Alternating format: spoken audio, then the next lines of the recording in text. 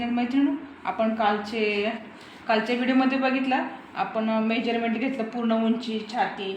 आता इथं मी तुम्हाला हे सांगते, हे पुढचा गळा एक इंच घ्यायचं आणि त्याला आकार दिला. त्याच्यानंतर इथं अर्धा इंच घेतलं मी शोल्डरसाठी आणि उतारा म्हणून घेतला. तर इथं ए शोल्डर घेतला 2.5. आपल्याला जेवढं घ्यायचं तेवढं 2, 2.25 आपण घेऊ शकतो. त्याच्यानंतर इथून 5 ते इथून 2.5 घ्यायचं आपल्याला पुढचा गळा आणि मागचा गळा इथून 1 इंच घ्यायचं. ठीक आहे. आता इथून अर्धा इंच आपल्याला घ्यायचं आहे, इथून अर्धा इंच आणि इकडून अर्धा इंच. ओके. आणि मी रेषा मारून घेते.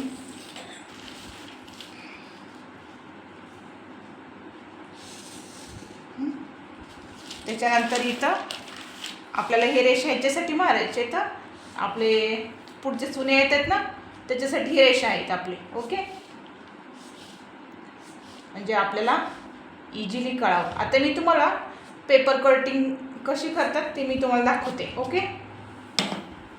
आता आपण कपड्याची कात्री नाही यूज करणार, आपण ही पेपर कटिंगसाठी ठेवलेली आहे, त्याच्यासाठी यूज करतो. मी तुम्हाला कटिंग करून दाखवते पेपरची. ओके. हे बघा, पहिलं इथून घ्यायचं, खाली सगळ्यात शेवट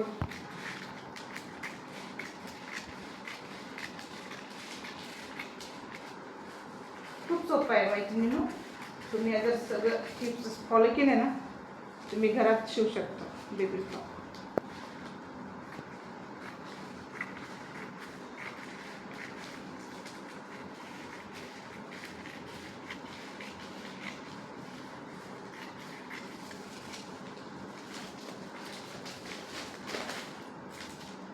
आणि हे कटिंग करून घेऊ.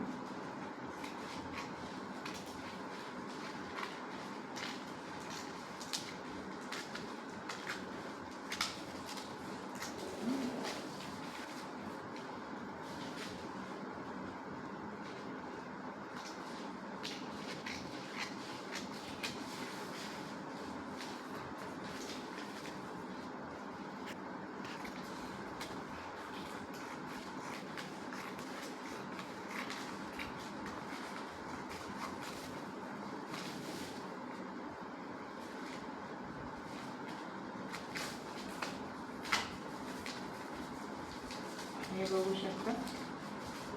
ओके. हे आपलं कटिंग झालं. हे आपल्याला चुन्या पडण्यासाठी आपण हे घेतलं होतं ना ते. तर हां, आता हे बघा, हे आपलं बेबी फ्रॉकचं कटिंग. ओके. पुढच्यामध्ये मी तुम्हाला दाखवते स्टिचिंग आणि कटिंग कशी करायची. ओके. थँक्यू.